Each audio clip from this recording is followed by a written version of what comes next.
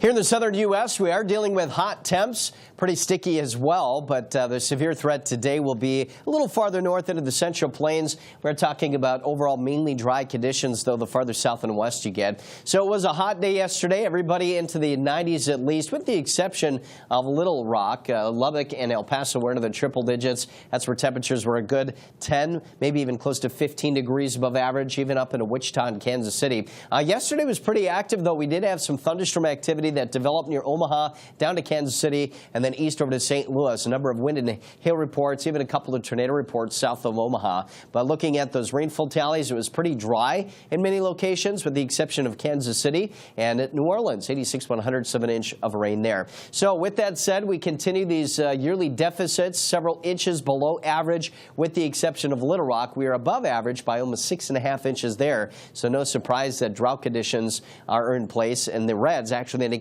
extreme and exceptional drought. So that's where we do have a chance of rain today, but unfortunately maybe some severe weather.